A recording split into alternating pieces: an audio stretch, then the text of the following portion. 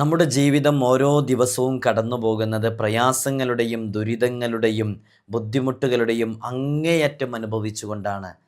നമ്മുടെ ജീവിതത്തിൽ ഇത്തരം പ്രതിസന്ധികളും പ്രയാസങ്ങളും ബുദ്ധിമുട്ടുകളൊക്കെ കടന്നു വരുന്നത് പരലോകത്ത് നമുക്ക് വലിയ പ്രതിഫലം ലഭിക്കാനാണ് എന്നുള്ളൊരു യാഥാർത്ഥ്യം നമ്മൾ ആദ്യം മനസ്സിലാക്കുക. നമ്മുടെ ദൈനംദിന ജീവിതത്തിലേക്ക് കടന്നു വരുന്ന ഇത്തരം പ്രതിസന്ധികളും പ്രയാസങ്ങളും ബുദ്ധിമുട്ടുകളൊക്കെ ഒന്നിനു പിറകെ ഒന്നൊന്നായി വരുമ്പോഴും ആ പ്രയാസങ്ങളും ബുദ്ധിമുട്ടുകളും മഞ്ഞുരുകും പോലെ ഉരുകാൻ കാരണമാകുന്ന അത്ഭുതങ്ങളുടെ കലവറയായ ചില ആയത്തുകളുണ്ട്. ഞാനിത് പറയുമ്പോൾ തന്നെ ഈ ആയത്തുകളെക്കുറിച്ച് നിങ്ങൾക്ക് മനസ്സിലായവരുണ്ടാകും പറയുന്നതിന് മുമ്പ് തന്നെ. ഈ ആയത്ത് രാവിലെയും വൈകുന്നേരവും ഒഴിവാക്കാതെ പാരായണം ചെയ്യുന്നവരുണ്ടാകും.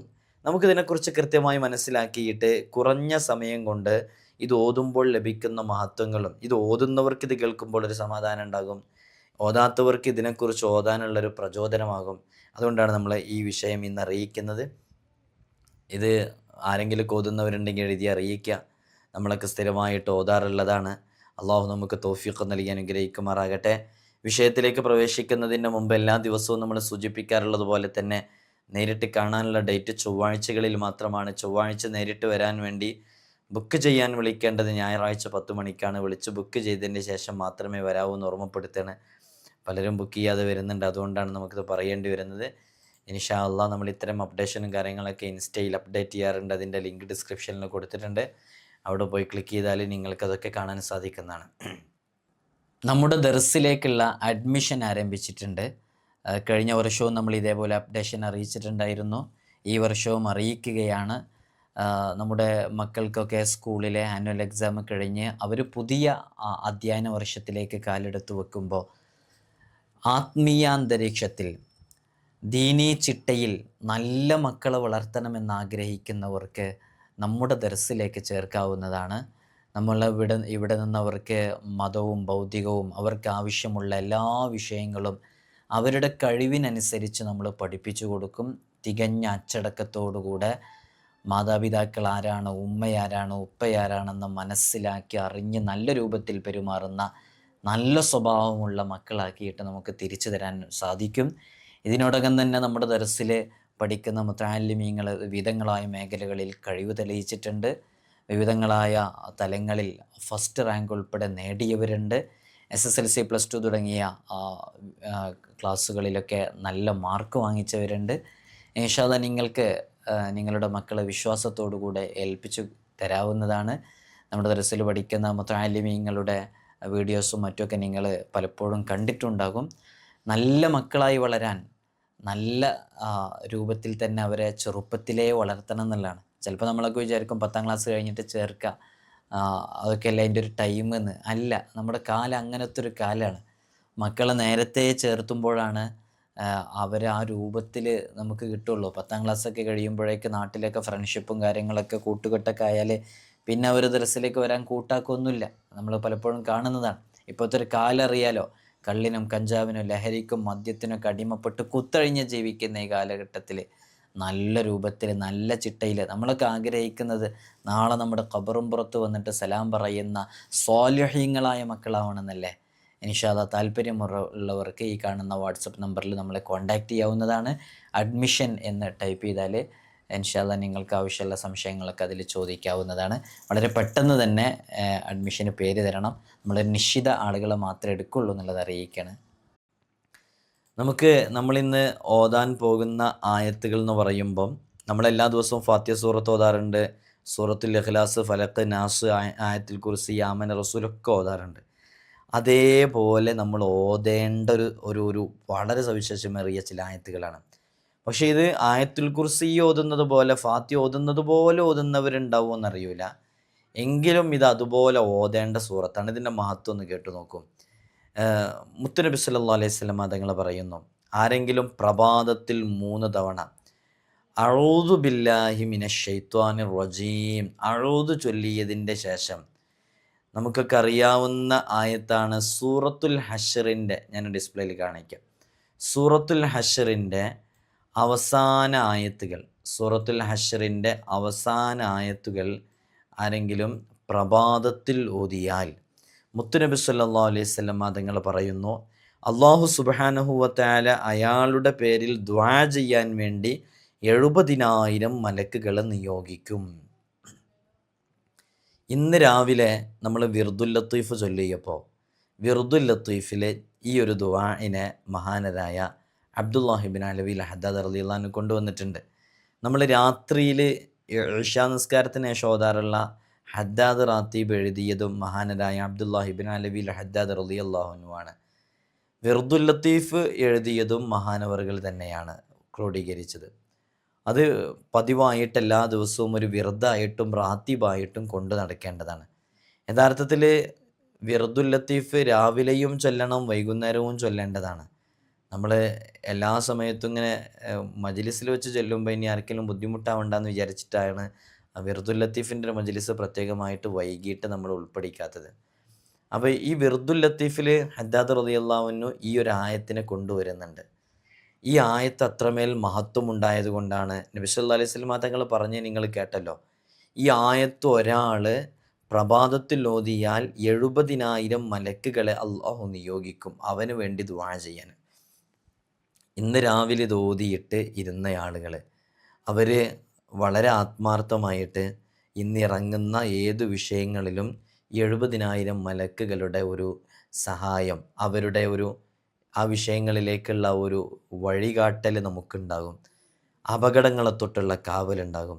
ബുദ്ധിമുട്ടുകളിൽ നിന്ന് സലാമത്തുണ്ടാകും. നിങ്ങളൊക്കെ നമ്മുടെ മജ്ലിസിൽ പങ്കെടുക്കുകയാണെങ്കിൽ എല്ലാ ദിവസവും നിങ്ങൾക്ക് ചൊല്ലാനും പറ്റും. ഇതിൽ ചൊല്ലി ഒരുപാട് ആളുകളുണ്ട്. അവരൊക്കെ താഴെ അത് എഴുതി അറിയിക്കാനും സാധ്യതയുണ്ട്.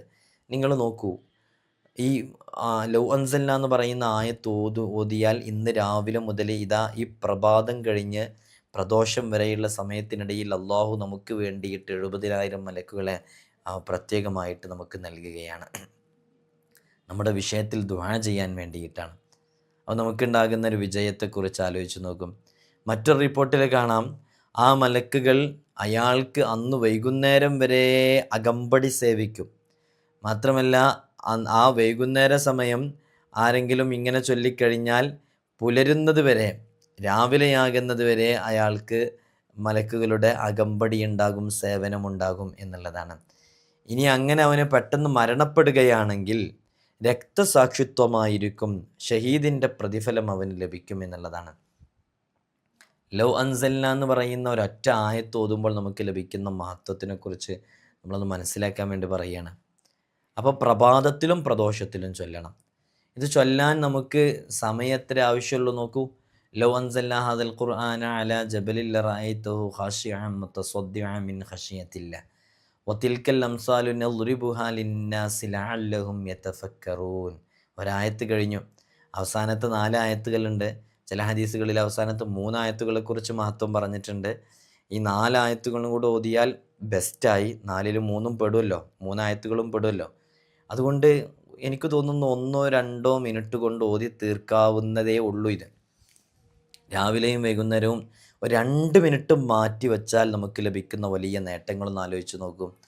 മറ്റൊരു ഹദീസിൽ മുത്തുനബി സല്ലല്ലാഹു അലൈഹി വസല്ലം തങ്ങൾ പറയുന്നു, സൂറത്തുൽ അശ്റിലെ ലൗ അൻസൽനാ ഹാദൽ ഖുർആന എന്ന ആയത്ത് അതിൻ്റെ അവസാനത്തെ ആയത്താണ്.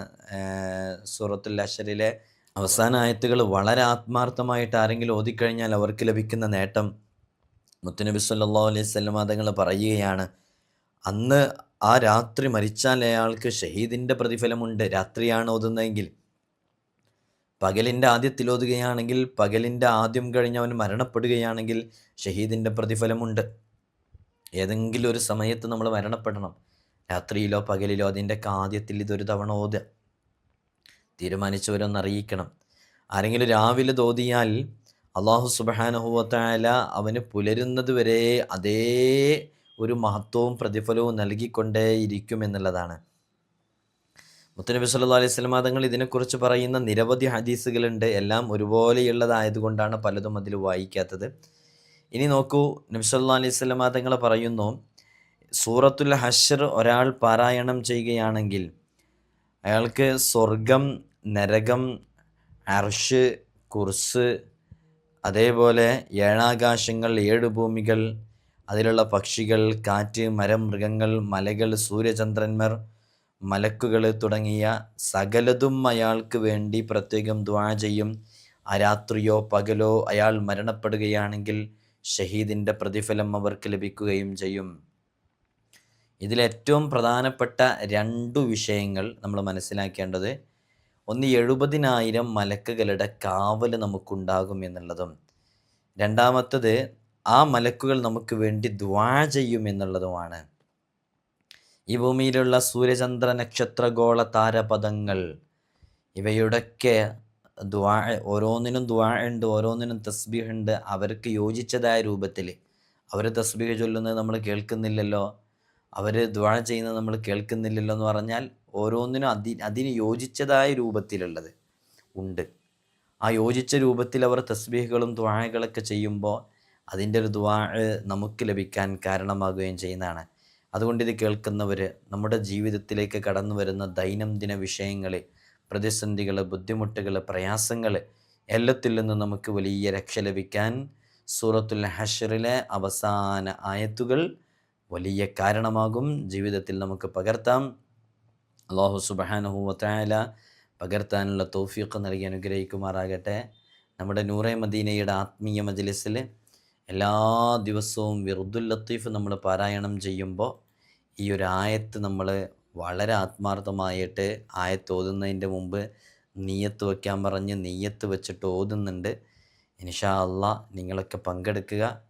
അള്ളാഹു നമുക്ക് നമ്മുടെ പ്രയാസങ്ങളിൽ നിന്നും പ്രതിസന്ധികളിൽ നിന്നൊക്കെ വലിയ രക്ഷ നൽകി അനുഗ്രഹിക്കുമാറാകട്ടെ. നിങ്ങളൊക്കെ എനിക്കും എൻ്റെ കുടുംബത്തിനൊക്കെ വേണ്ടിയിട്ട് പ്രത്യേകം ദുആ ചെയ്യണമെന്ന വസിയത്ത് ചെയ്യുകയാണ്. അസ്സലാമു അലൈക്കും വറഹ്മത്തുള്ളാഹി തആല വബറകാതുഹു. അള്ളാഹു നാം ഈ പറഞ്ഞതും കേട്ടതൊക്കെ സ്വാലിഹായ അമലായി നമ്മിൽ നിന്ന് ഖബൂൽ ചെയ്യുമാറാകട്ടെ ഇൻഷാ അല്ലാഹ്.